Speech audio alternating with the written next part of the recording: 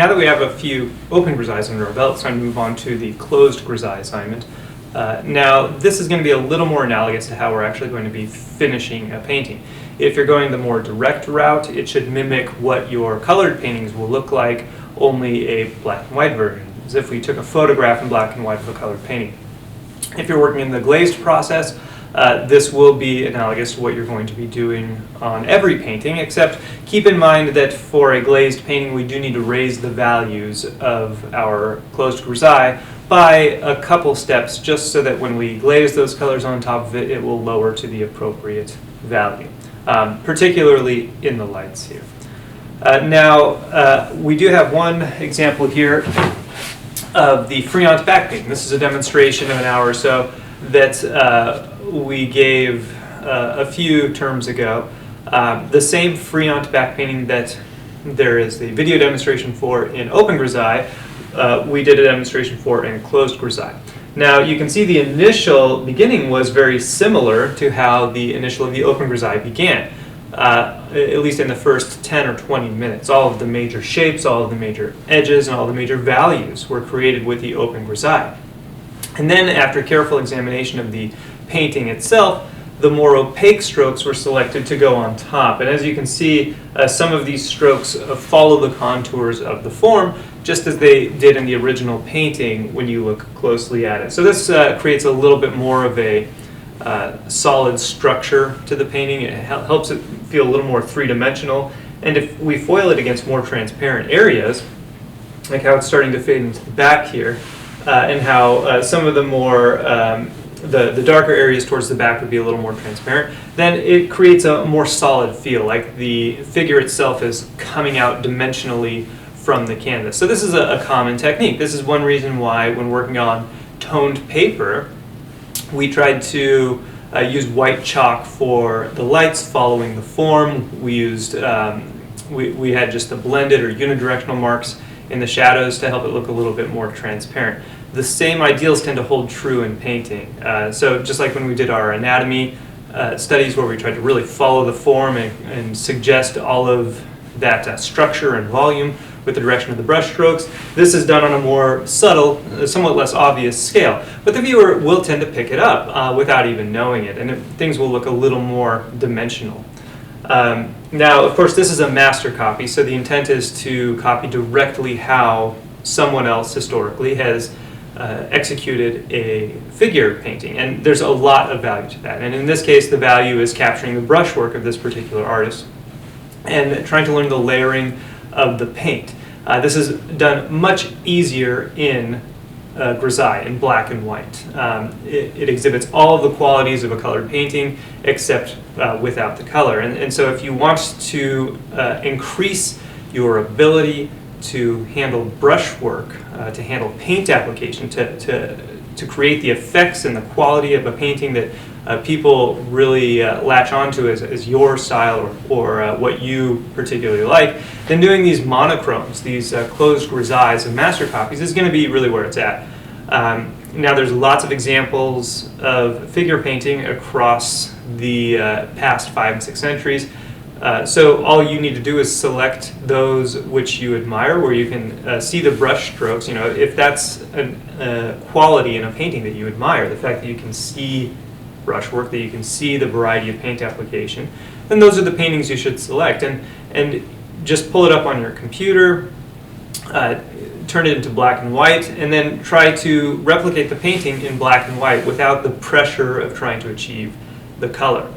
From experience of both painting and teaching, I can tell you that a student's lack of experience with color inevitably destroys all paint application aesthetic and all brushwork because the color is wrong, and so the student has to go back and try to fix it and scrub it or put more paint than they need to, or try to wipe it off, or try to just blend it in, and the quality of the paint being laid on gets worse and worse and worse, and it tends to exhibit a real amateur quality to the painting. Even if you eventually get the color close to being right, the painting itself doesn't look very strong. It looks weak and flabby. It's lacking good edge work and good paint application. So really the solution to that is to do lots of these paintings in closed grisaille. Now, of course, that's all stuff we've talked about in the original first term of doing master copies.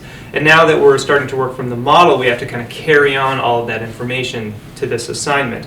And I think it's invaluable for you to take out your black and white copies of, in this case, of figures from storage here and put them next to you and around you while you're working from the model now. So that you can try to remember all of these paint application techniques that you picked up in the first term doing master copies and try to lay them onto your painting now while working from a figure that's from life or even from a reference photo. What tends to always happen is if students have not done enough master copies, then they're trying to figure out all the answers while they're working from the model. And that figuring out, again, tends to lower the quality of the paint application, lower the quality of the edges. So at very least, put around you many photos, printout photos of works by living or dead artists. It doesn't matter, who all exhibit the similar brush quality and paint application that you want to put onto your painting. And while we're working from the figure, we will try to create those paint application qualities. So here's an example of a figure painting done, I think, in the last term of painting also, where the paint application was done in such a way to try and mimic how many of my color paintings are for a direct alla prima painting, where we have more transparency and thinner paint in some of these shadows, where we can actually see pieces of underpainting speckling through, and then there's much more solid paint application in all the areas of the lights to give it a more three-dimensional solid feel to it. And then of course the background being much more transparent to give a little more airy space and feel to it. It makes the figure appear a little more solid in front of the background. So just that quality of the paint application can create a huge amount of depth if we think about it. And so we need to make sure that we put it at the forefront of our thoughts when working from the model for this closed Grisaille technique. And I strongly encourage that you continue to work in closed Grisaille like this for as long as it takes until your paintings look the way you want them to look, but in black and white. Because as soon as you start to jump into color, well, then all of a sudden you're going to take a few steps back. Even if you do get your paintings up to the quality that you really want them to look like when working in color, then when we start to look in color, that quality is going to go down a few levels. Not only because you're trying to incorporate new knowledge, but because, quite frankly, it takes much longer to mix color and apply it to the canvas than it does to mix black and white. So you're looking at double the amount of time required to produce the same effect if you happen to manage to retain all of your brush working in your paint application immediately. So keep doing these black and white paintings. The worst that'll happen is you'll have a lot of really nice black and white paintings that still look quite lovely. And you'll get a really good handle for how to manipulate the paint, how to work with your materials. You'll learn the timing required in a painting. How long do you need to wait from this layer to this layer for it to be able to accept the next layer, and so on. There's a lot of valuable information that we can learn from all this. And of course, if you are intending on doing a glazing type of painting, we might handle the paint application a little bit differently. We tend to want a little bit more of a closed film overall. However, there are still aspects of this that are going to be very useful. So for example, in a glazed painting, we typically don't want strokes to be apparent. You don't really want the hand of the artist too visible in a glazed painting. So your goal would be to lay down the little pieces of paint or little tiles, and maybe you can opt to either smooth them out while you go, or you can wait until the very end, maybe the last 20 or 30 minutes, and then once the paint is begun to get tacky, take out your very soft brush and soften everything up, and then recorrect or add to edges as needed. Add a firm edge here or soften out an edge where you need to. But again, just practicing it will really increase your game, especially if you hope to work from live models, you will need to figure out the timing. Unfortunately, with live models, one of the downsides is you don't have 24-hour access to them. So you need to be able to make use of the time you have with the model. And if you're not familiar with all of the timing required, all of the setup time before you can soften, how to manipulate the paint, how to actually execute an area in a certain amount of set time, then you're going to run into issues of uneven drying, and you might not be able to work wet into wet enough to complete an area and get it as smooth as you want when working from a model. So keep that in mind. No matter what type of painting style you do, this assignment is going to be very useful for you. If you're in an area where you don't have access to live models, I recommend that you